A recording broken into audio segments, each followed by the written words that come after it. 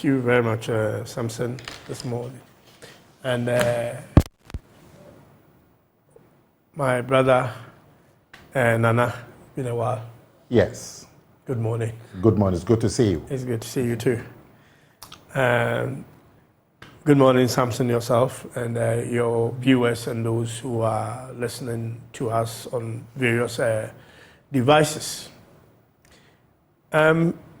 It's actually unfortunate. I mean, when I heard Dr. Baumia, someone of his intellect, being an economist, arguably claiming to be the father of digitization and digitalization, would have seen that the tools that he has been championing itself are enablers for 24-hour economy. And therefore, digitization and digitalization by themselves is not the ultimate goal, but to be able to use them as enablers to expand the economy. That's exactly what he said. Well, that's not what he said. I will. Now, we are looking at, and he was saying that, he said something that the 24-hour economy is already here. I mean, hospitals and all the other, essential services are doing. You can buy your electricity credit midnight, and we all do that. So that's what he means. You've got to look at, we are looking at 3 economies, where 2 of them are actually a subset of a bigger economy. We have essential service economy, which by law, basically, the people who can't even go on strike. Those are the people with the hospitals, the electricity, the water, and what have you. That is an essential economy that in any economy that you go to, those already exist because they are essential services.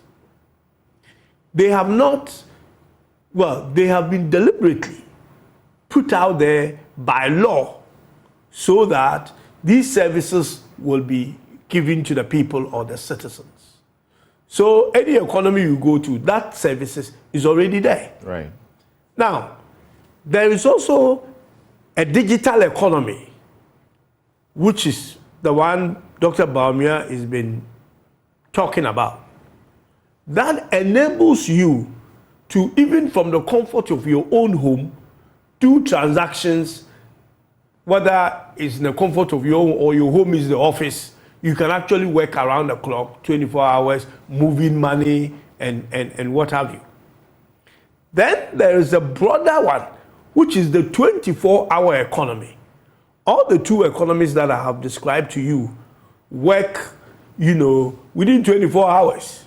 But then the broader one, which is the 24-hour economy, is the economy that you deliberately put economic strategies in place and measures in place and incentives on both sides. This has been done in Japan and other places, in both sides, where the suppliers of the 24 hours are incentivized in the form of tax reliefs, stimulus packages for it to make attractive. Now, on the other side, you can also induce demand, because that is when there is an abundant supply and there is no demand for it, 24-hour economy will not work. So there has to be some type of inducement. And you can induce demand. When I hear people say, where is the demand? You can actually induce demand.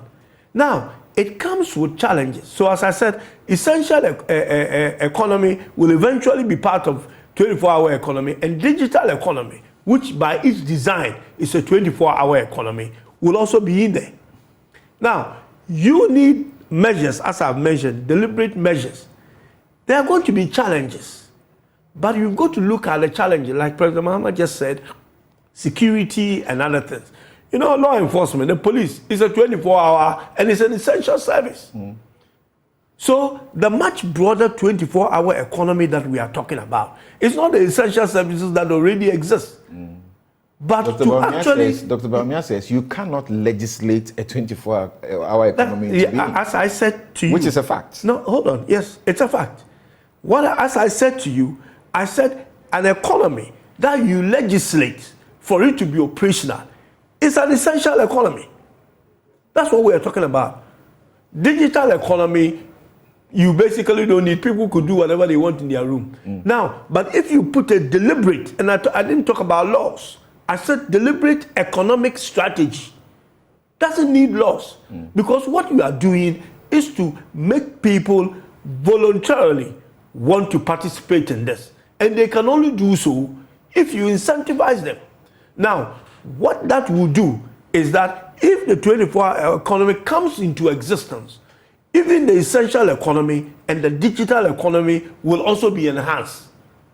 But those measures may include certain things that you have to do that doesn't, if challenge is a security, then you've got to fix the security. Otherwise, the 24-hour economy will not work.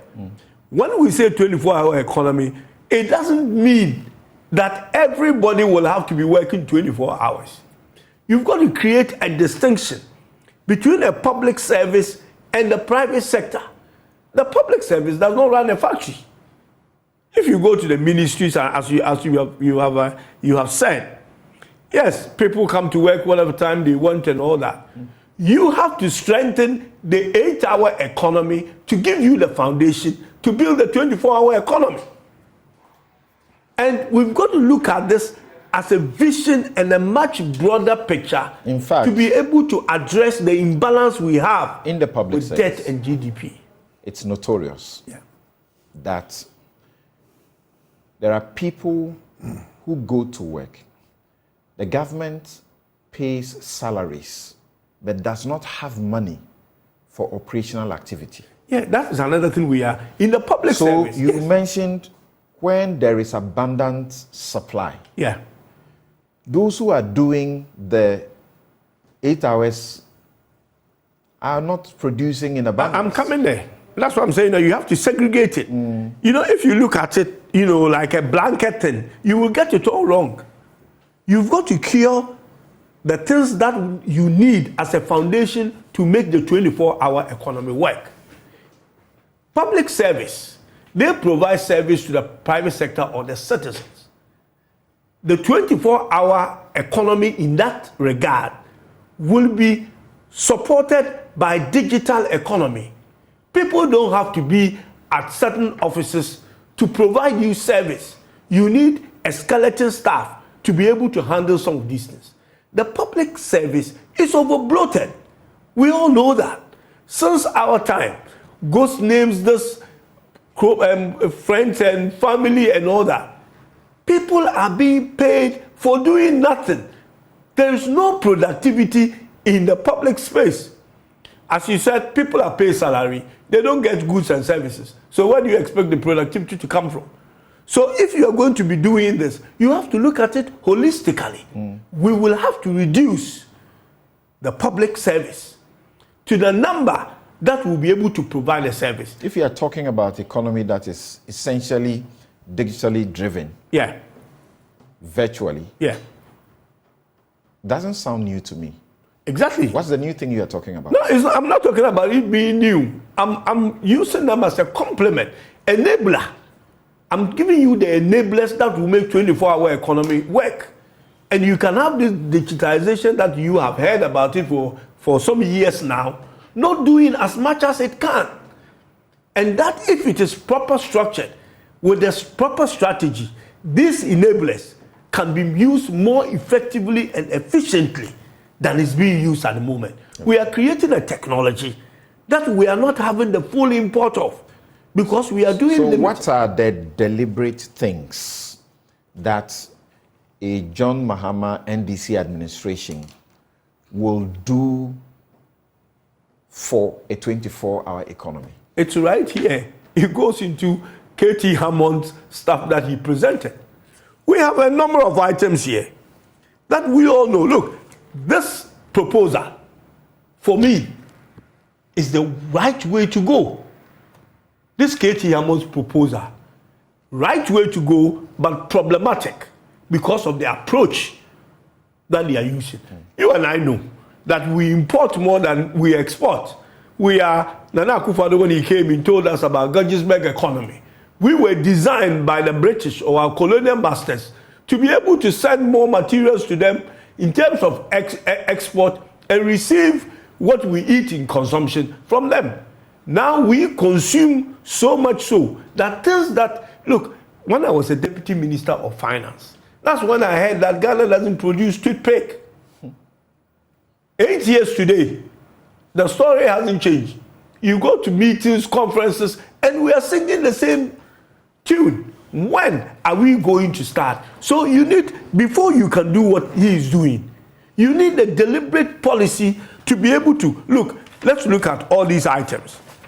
Katie Hammond will not be able to tell me probably how much money we spend in bringing all these things in, the data, we bring all these things in. And if we are going to tell the balance, to change our balance of payment, how much rice can we do at this stage? And therefore, what we can't do then becomes the deficit that we need to put some rules on in terms of how it comes in. But if you just come in and say that you are not importing, we are not importing rice, we need an import license. Going back to one of the things your administration will do if you win power for a 24-hour economy will be to impose bans on importation of certain essentials. Not immediately. You need a plan to work that. What I'm saying is that we don't produce enough rice here. So what is it that we can do to be self-sufficient in rice? What this whole thing is, it's about import substitution. This whole document is about one economic phrase, import substitution. This is what this is, nothing else. And so the idea is that we have to get ourselves to become self-sufficient in all these things. What will lead to that? That will lead to setting up these companies, setting up these farms, employing people, working around the clock to be able to get these things done.